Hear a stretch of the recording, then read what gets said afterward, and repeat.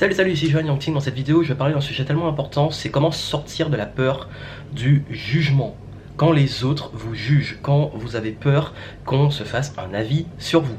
En fait, il y a un truc, parmi les plus grandes peurs de l'être humain, il y a la peur de mourir, la peur de souffrir et la peur de parler en public, donc notamment la peur d'être jugé.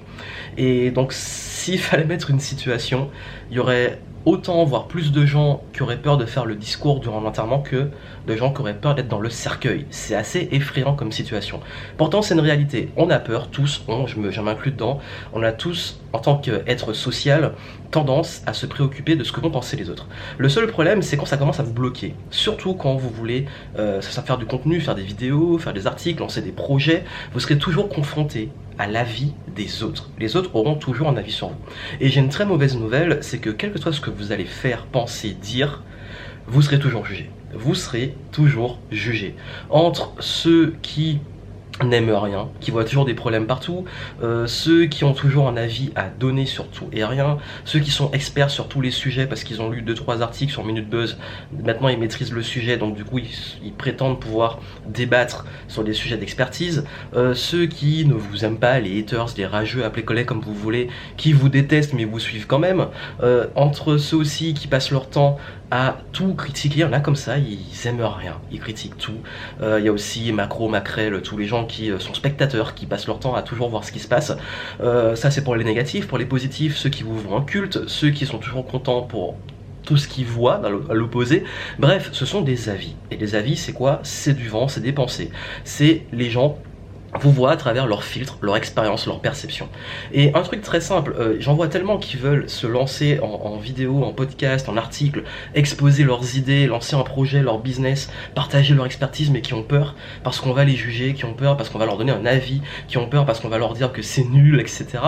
Mais il y a un moment, en fait, vous devez comprendre que si vous vous bloquez sur ça, vous ne ferez jamais rien. Ça fait plus de 10 ans que je fais du contenu sur le web dans différents domaines, high-tech, jeux vidéo, business, développement personnel, des sujets parfois un peu plus sur des opinions, sans rentrer dans des sujets hyper polémiques comme la politique, mais c'est arrivé que je l'aborde un petit peu. Bref, quel que soit le truc, il y a toujours des gens qui vont réagir, vous n'y pouvez rien.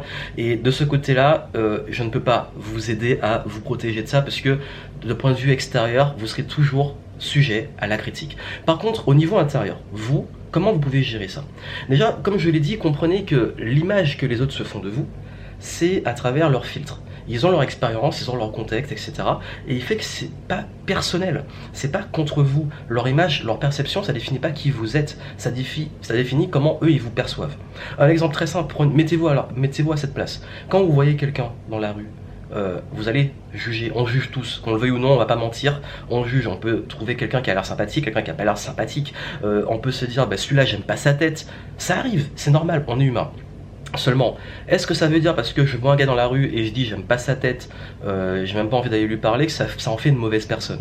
Non, c'est juste moi qui n'aime pas voir sa tête, ça me regarde, soit ça me renvoie un truc, soit ça rappelle des souvenirs, soit c'est pas du tout mon style, on va dire, vestimentaire et je trouve que c'est nul. Enfin bref, il y a plein de facteurs qui font que tous ces trucs-là me concernent et ne concernent pas ces gens-là. Du coup, si vous voulez vous mettre à plaire à tout le monde, et notamment si vous voulez faire du contenu, lancer votre business et tout, ou même parler en public, hein, c'est un gros sujet, vous allez passer votre temps à vouloir plaire à des millions, et voire des milliards de personnes, et c'est impossible. C'est impossible de plaire à tout le monde.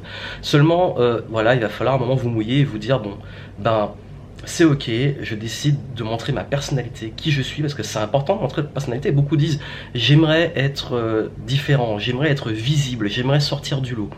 C'est ça, ceux qui sortent du lot, ceux qui sont visibles, ils osent partager leurs opinions, ils osent assumer leur personnalité, ils osent, s'il le faut, faire une vidéo en peignoir, parce qu'on se fait s'en foutre de ce que les gens vont penser. Bref, voilà, c'est un peu l'attitude qu'il faut avoir. Pour moi, si on veut réussir à sortir du lot, c'est juste d'exprimer sa personnalité, son contexte, ses idées, d'assumer. Il y a des gens qui aimeront, des gens qui n'aimeront pas. Moi, peu importe ce que je vais dire, il y en a toujours qui ne seront pas contents, il y en a toujours qui vont mettre en dislike, il y en a toujours qui vont avoir un truc à redire, dire que je suis un arnaqueur, que je suis malveillant, ou que c'est du vent, etc.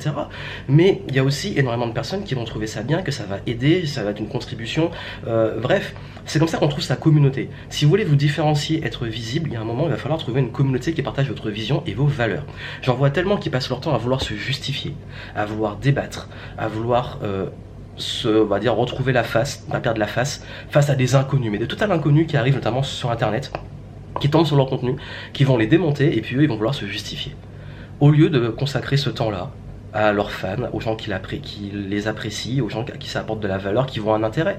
Vous savez, moi je pars du principe que je suis arrivé à un stade où j'ai plus envie de perdre mon temps avec justement cette notion de jugement. Pourquoi? Parce que il y a tellement de personnes qui viennent et qui donnent un avis que je peux pas prendre tous ces avis-là tout le temps parce qu'on devient dingue, on devient fou, on devient une vraie girouette, c'est du vent qui vient de tous les sens. On me dit tu devrais faire ça, tu devrais faire ça, tu devrais faire ça. Ça change tout le temps la vie des autres. Il y a autant d'avis qu'il y a de personnes. Et ce qui fait qu'il y a un stade où justement j'ai voulu répondre maximum à la demande, bah, je me suis perdu, j'étais plus dans ma personnalité et même dans ce que j'aimais, parce que je voulais juste faire ce qui fonctionne et ce que les gens certains voulaient, et c'était juste parce que moi je voulais.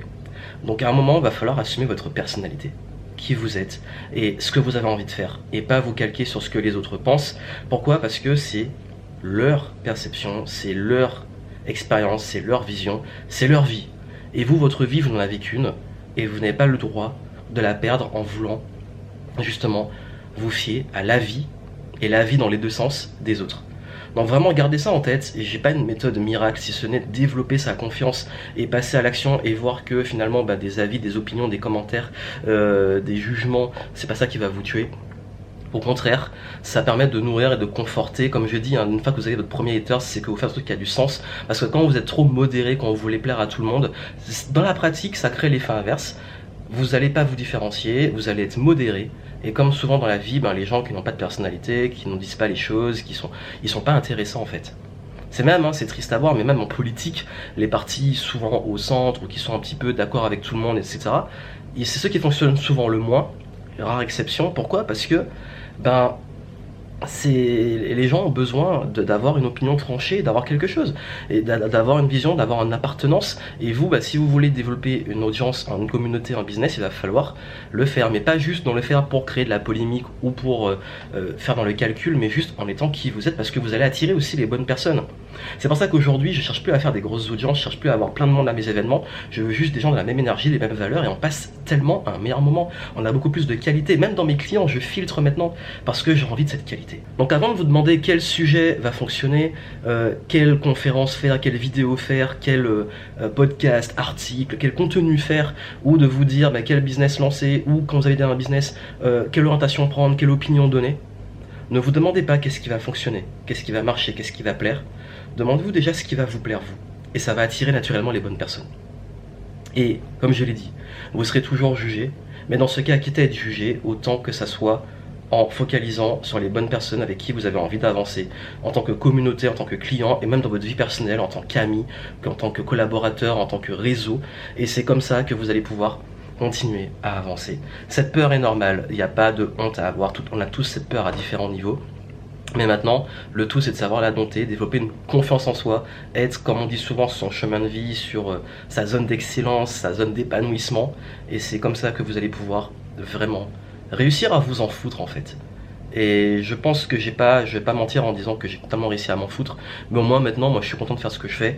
Et quand j'ai un truc à faire, je le fais sans faire attention à l'opinion des autres. D'ailleurs, je parle très rarement de mes idées avant qu'elles aient été exécutées, parce que je veux pas être pollué par des avis, mais qui soient positifs ou négatifs, comme je l'ai dit, parce que finalement ça reste des perceptions, ça reste des choses externes, du vent comme je dis souvent, et j'ai pas envie d'être une girouette, je préfère garder mon focus, mon cap, et faire ce que j'ai envie de faire. Ceux qui suivent vont suivre, ceux qui n'ont pas envie de suivre ne vont pas suivre, ceux qui ont envie de suivre en rageant, ils suivront en rageant, mais finalement c'est leur problème, et donc ça à faire.